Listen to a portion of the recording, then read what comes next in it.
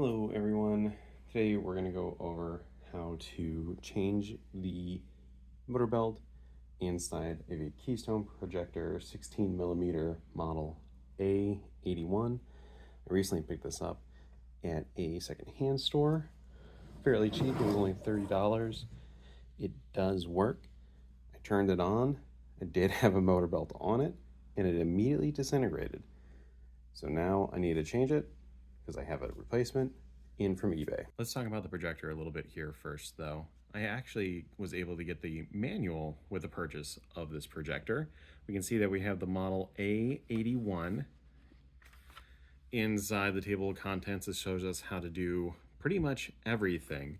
And unlike modern electronics, it gives a detailed description of all the different bits and parts of the projector, as well as how to do all the installation, threading, how to stop the projection, and how to do all the maintenance and care with inside of it. And just to give an idea of how much things were back when this projector was released, the carrying case itself was only $5, which I was able to get along with the projector, and the Keystone editing outfit, which is what you use in order to splice film reels together, cut things out, and do some editing, was $8.50. We'll actually talk a little bit about the projector and what some of these pieces are here.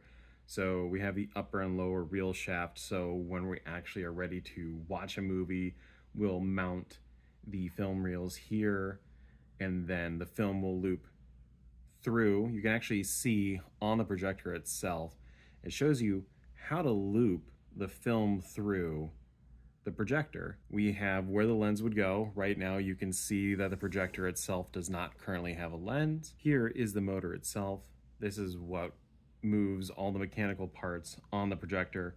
So once we turn it on, you'll get that satisfying clicking sound, and you'll actually start to see all these parts here moving. This is the lamp house. Inside of here is the lamp or the light bulb for the projector itself. It gets extremely hot. In fact, when I first turned it on, there was a bunch of smoke because it was burning up all the dust inside that has been collected there for probably close to 100 years. This projector, I believe, is from the 1930s. So very close, coming up on its centennial birthday. This controls the motion of the film reel. So it's currently set to forward, but we can set it to reverse. And this is the speed dial in which the film will process or go through the projector. I currently keep it at low speed when I first turn it on, and from there I'll gradually increase it. So the first thing that we'll need to do is remove the lamp shield screw, which is located right here. So we'll go ahead and give that a few turns. Put it to the side, and then we'll go ahead and actually remove the lamp shield. So let's go ahead and turn this around so you can see the other side, since this is the side we'll primarily be working on. And we'll carefully remove the lamp shield.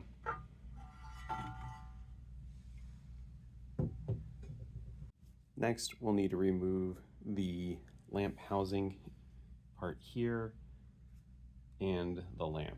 So there's two ways you can do this. You could push down on the lamp, give it a couple firm twists, and take the bulb out. Or you could remove this first and then remove the bulb. Either way, there's two screws that need to get removed from here. I'll zoom in with a different camera to show that off. So we'll need to be able to remove this screw, and then there's another screw that's underneath all the wires right here as well. See if I can get a different angle and remove the screws now.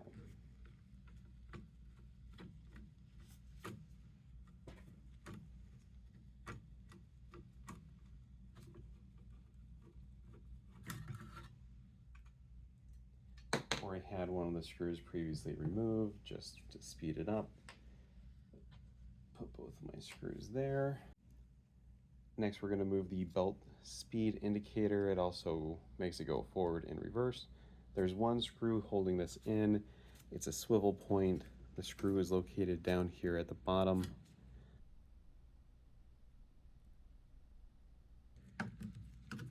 Remove this screw as well.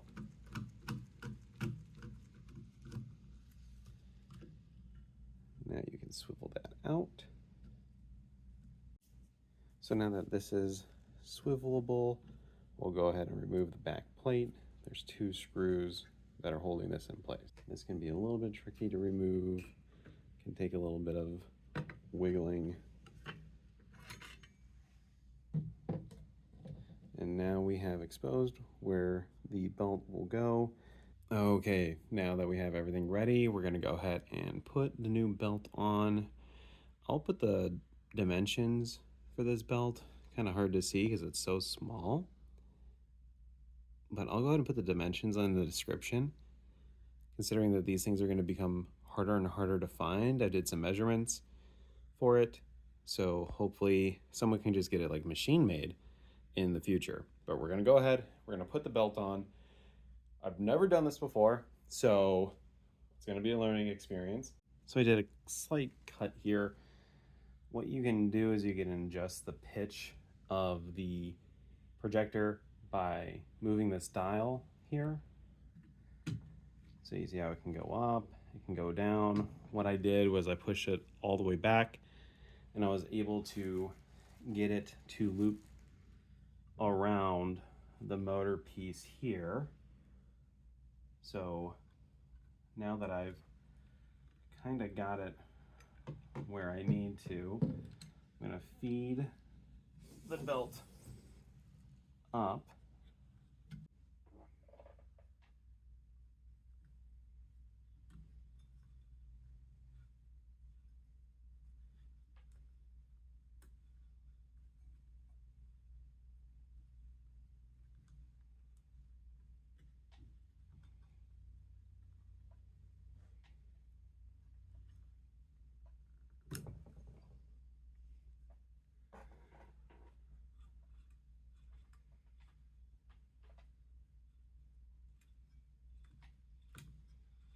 All right, looks like it's on there. Okay, now that we have the band on, we're gonna go ahead and turn the projector on. And we see some slight movement. We have this on the lowest setting, so let's go ahead and turn the dial up a little bit. And we can see that the gears are moving now. And more specifically, what wasn't moving were the leads for the actual film reel. And all the other mechanical devices here were not spinning, and now they are. So overall, I would say that this is a success. The band is properly installed, and now all you have to do is assemble it back together in reverse order, and you should be good to go. There's a couple other things that we'll need to do for the projector overall.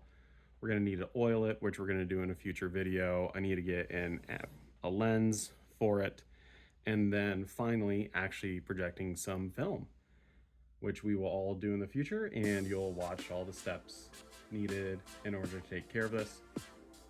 Thank you for joining. I hope you found this fun and informative.